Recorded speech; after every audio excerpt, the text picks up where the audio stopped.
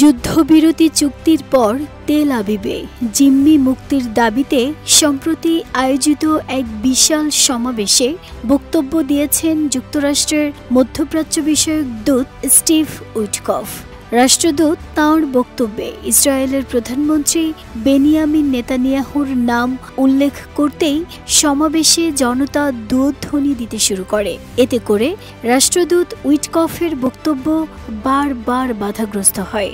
Witkoff যখন নেতানিয়াহুর প্রশংসা করছিলেন তখনই ঘটে এই অপ্রত্যাশিত ঘটনা। এলএমই সার্টিফাইড বিশ্বসেরা কপারে তৈরি ওয়ালটন কেবলস, যা আপনার স্থাপনাকে রাখবে সব সময় নিরাপদ।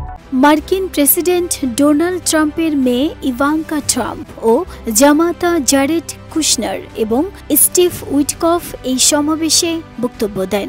জানা গেছে, উইটকফ ও কুশনার মার্কিন সমর্থিত জিম্মি যুদ্ধবিরতি চুক্তির মূল মধ্যস্থতাকারী হিসেবে কাজ করেছিলেন। সমাবেশে উইটকফ ও কুশনারকে উল্লাস ও করতালি দিয়ে স্বাগত জানান জনতা। 1 লাখেরও বেশি মানুষ এতে অংশ নিয়েছিল বলে ধারণা করা হচ্ছে। পরিস্থিতি পাল্টে যায় যখন উইটকফ ইসরায়েল এবং হামাসের মধ্যকার যুদ্ধবিরতি চুক্তির আলোচনায় নেতানিয়াহুর ভূমিকার প্রশংসা করতে শুরু করেন।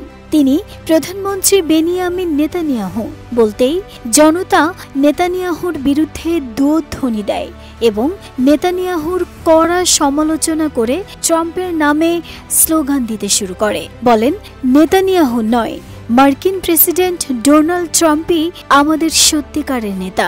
বিব্রত উইটকফ পরিস্থিতি সামাল দিতে বলেন, ঠিক আছে, প্লিজ আমাকে আমার কথাটা শেষ করতে দিন। আন্তর্জাতিক সংবাদ মাধ্যমগুলো বলছে, উইটকফ পুনরায় জোর দিয়ে বলেন, আমি প্রধানমন্ত্রী নেতানিয়াহুর সঙ্গে একত্রে কাজ করেছি। বিশ্বাস করুন, তিনি এখানে অত্যন্ত গুরুত্বপূর্ণ একটি অংশ ছিলেন। উইটকফের এই কথায় সমাবেশের তেমন কেউই উল্লাস প্রকাশ করেননি।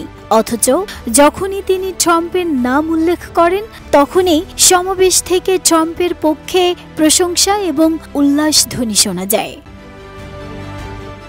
নাহিদা স্মৃতি, দেশ রূপান্তর।